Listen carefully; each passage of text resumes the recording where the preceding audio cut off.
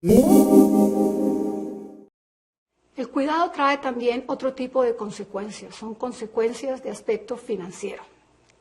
Primero que todo, la persona empieza a reducir el número de horas en su empleo y por tanto sus entradas financieras, su salario se disminuye. Eventualmente no se deja simplemente unas horas, sino que tal vez se pueda dejar por completo un empleo. Mi contrato estaba terminando. Resolví que eso estaba pasando por alguna razón superior a mí y pensé que era una señal de que yo debería estar con mi madre. Decidí no buscar trabajo y me fui a vivir a casa de mi madre. Les avisé a mis hermanos que yo me haría cargo de ella, pero que iba a necesitar ayuda económica de ellos porque yo ya no trabajaría más. Algo que me pareció muy interesante a medida que hacía las entrevistas fue que muchas de las personas encargadas de cuidar a su ser querido terminaron siendo contratadas o financieramente sostenidas por algunos familiares, en especial en la situación de hermanos. Pero esta situación realmente es una espada de doble filo, porque la persona empieza a tomar dos papeles, el papel de hijo o de hija, de familiar, y el papel de empleado, y por tanto no se siente con la libertad de hablar de las cosas que necesita o de lo que le esté pasando, porque está recibiendo dinero a cambio. Una hija encargada de su padre y de su madre, a pesar de tener ayuda en la casa, expresa lo siguiente: yo me sentía terrible de ir a decir algo. Por nada del mundo quería yo que mi mamá fuera a pensar que yo estaba cansada de ellos. A mí me dolían las manos, el cuello, la espalda. La empleada fue la que le dijo a mi mamá que me dolían las manos y que ella me veía muy cansada. Mi mamá me preguntó un día si sería buena idea traer más ayuda porque la empleada le había dicho que yo estaba mal. Fue un gran alivio que esto saliera de ella y no de mí. Yo no quería quejarme. El segundo tema grande, bajo la gran sombrilla de los cambios que suceden en las familias y con las personas que cuidan, es la posibilidad de cumplir, de llenar un deber. Primero que todo, que es mi deber, eso lo explica cada una de las personas que cuida de su ser amado. Hay un deber con la familia, que no está ligado necesariamente a la calidad o al tipo de relación que haya habido antes de que se haya formulado el diagnóstico de Alzheimer o demencia o antes de que se asuma el rol de cuidar de la persona. Como esposa, como católica, es mi deber. Aparte de eso, ¿qué le estaría yo enseñando a mis hijos si no lo hiciera? Esta esposa vivió por muchísimos años en una relación de abuso emocional de parte de la persona que fue diagnosticada con la enfermedad de Alzheimer. Pero aún así consideró un deber cuidar de él. Por primera vez en su vida, hace 2 semanas, me dijo que quería ir al banco a sacar efectivo para comprarle la Navidad a los muchachos. Hasta me dijo que me había oído decir que yo quería unas medias y que quería comprármelas. Él nunca había hecho algo así.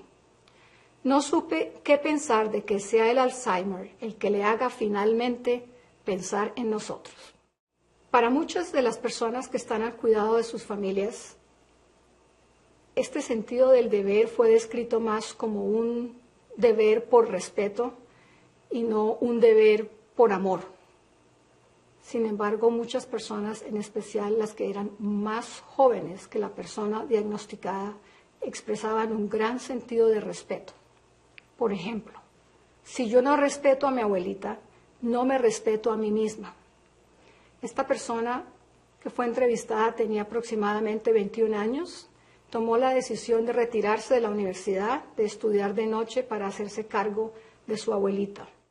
Cuidar de los nuestros es una conducta aprendida. ¿Qué quiere decir esto para las personas que cuidan de otros? Nadie nos enseñó qué era cuidar de la familia, nadie nos dijo cómo teníamos que hacerlo, lo vivimos a diario. Por eso, cuidar de los nuestros es parte de quién somos. Cuidar de alguien más es profundamente satisfactorio. Usted me ve llorando, porque esto es muy, muy duro, pero le aseguro que nada antes en mi vida me había dado tanta satisfacción. Con el tiempo voy a poder mirar atrás y sentirme en paz conmigo misma de que pude pasar todo este tiempo con mi papi y le pude dar mucho amor, todo mi amor. Le doy gracias a Dios por darme la oportunidad de poder cuidar a mi papi. Con lágrimas en los ojos, expresando un gran dolor físico, la pérdida de tiempo con su esposo y con sus hijos, esta persona expresa la profunda satisfacción de poder estar al lado de su padre. ¿Por qué es cuidar tan satisfactorio? Una de las razones es porque es mi oportunidad de poder dar de regreso. Yo tengo el deber como hijo, y es lo que yo les tuve que decir a mis hermanas, que todos debíamos tener la misma responsabilidad de cuidar por ella y que gracias a Dios nosotros podíamos en algo retribuirle a ella lo que hizo por nosotros, cosa que no nos dio lugar a hacerlo con mi papá. Mi papá falleció en un accidente de tránsito, entonces no pudimos darle a mi papá lo mismo que a mi mamá. Ambos se esmeraron muchísimo con nosotros. Mi papá no le pudimos recompensar o dar algo de lo que hizo por nosotros, porque fue de un momento a otro que él se nos fue. Entonces, yo les decía, ya que Dios nos dio la posibilidad de retribuir en algo lo que ellos hicieron, no la podemos perder. Parte de la satisfacción que se siente al cuidar de otra persona es poder tener la seguridad de que uno está haciendo lo mejor que se puede hacer. Poder cuidar de mi hermano y de mi mamá al mismo tiempo no ha sido fácil porque he debido responder económicamente por ellos y asegurarme de que el dinero que dejó mi papá para ellos continúe ganando intereses. Pero ya he aprendido que sí he dado lo mejor de mí misma y que he hecho lo mejor que podía. Hasta he aprendido a ser más asertiva. Me da mucha paz saber que el día que mi mamá muera, yo sabré que sí hice lo mejor que se pudo y que no haré esfuerzo por darle lo mejor. Si ustedes se detienen un momento a ver lo que está en la pantalla, podrán darse cuenta de que la expresión dar lo mejor, hacer lo mejor, en tan solo unas cuantas líneas aparece en 4 oportunidades. Cuidar de nuestros seres queridos es profundamente satisfactorio y una de las razones es que nos da la oportunidad de sacrificar cosas por ellos. Es un sacrificio. Lo primero es la fe de nuestra religión, que no estamos solos, que aunque las cosas se miren oscuras y tristes, tiene uno que pensar en los sacrificios que nuestro Dios hizo por nosotros. Entonces lo que uno hace es simplemente cumplir con una obligación. Estas son algunas de las expresiones extraídas de las entrevistas. De la misma forma que Él se sacrificó por mí, generalmente cuando hablan los hijos acerca de los padres, los nietos acerca de sus abuelos. Ella sacrificó mucho por su familia, simplemente los roles, los papeles se han invertido.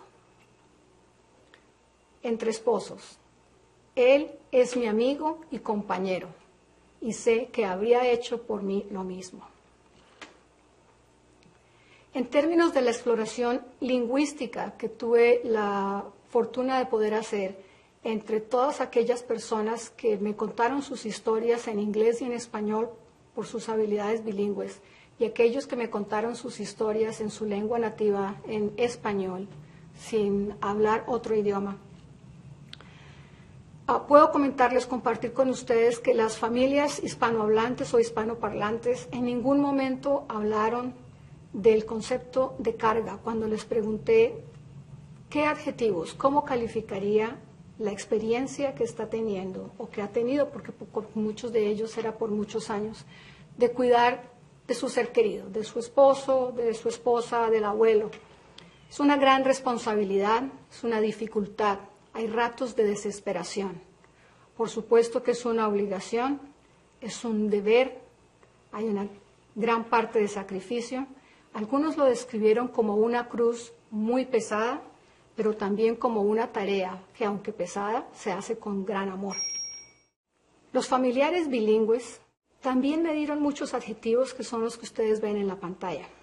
Expresaron su frustración, como muchos tenían depresión, la gran dificultad. Cuidar de alguien más, especialmente alguien que vive con demencia, es todo un reto. Hablaron de lo pesado que podía ser, pero del gran amor con el que lo hacían. También hablaron de esa cruz pesada que se llevaba y algunos lo describieron como algo que ellos desearían no tener que hacer, pero que debían hacer. Pregunté en español, ¿qué quiere decir la palabra carga? Y las respuestas fueron muy consistentes entre las personas bilingües en los Estados Unidos y las personas que hablaban español por fuera de Estados Unidos. Carga es un objeto pesado, es un peso, es un bulto, es un encargado, es estar al pendiente. Carga es algo que se lleva, pero sobre todo algo que fue supremamente ofensivo para las personas cuando las entrevistaba y les preguntaba, ¿es una carga cuidar de tu mamá o es una carga cuidar de tu esposo? Las respuestas fueron muy consistentes. Carga es algo que se tira, es algo que se desecha. La carga es algo que se lleva a cuestas, es una molestia permanente. Carga es lo que llevan los camiones en la parte de atrás o lo que se le pone a los animales en la espalda. Carga es algo difícil y que esclaviza. Consistentemente al volver a preguntar o al expresar, algunas otras personas que he entrevistado han descrito que este tipo de funciones, todo este trabajo es una carga. ¿Es esto una carga para usted? ¿Es una carga para ti? Consistentemente la respuesta fue no. Para aquellas personas que hablamos español, que hablamos castellano, la gran mayoría podemos decir que cuidar de nuestros seres queridos no es fácil. Pero eso no quiere decir que no podamos describirlo como un trabajo muy duro hecho con mucho amor. Quiero dar un especial agradecimiento a la Fundación John A. Hartford, al Instituto Nacional de Salud, a Sonny and Barbara Wolf, a la Asociación Colombiana de Alzheimer's, a la Fundación Acción Familiar Alzheimer's Colombia, al programa Stress Busting Program for Family Caregivers, al programa Cuidando con Respeto y a la doctora Liliana Oaks. Todos estos individuos e instituciones facilitaron financieramente y abrieron sus puertas para que la investigación pudiera llevarse a cabo. Pero desde lo más profundo de mi corazón, gracias a cada uno de ustedes, familiares, personas, héroes en silencio, que se encargan de cuidar a los nuestros, sin quejas, sin reclamos, sin saber cuál va a ser la recompensa. Gracias por contarme sus historias, por abrirme su corazón, por abrirme muchos de ustedes las puertas de sus casas. Siempre gracias. Ha sido un placer estar hoy con ustedes.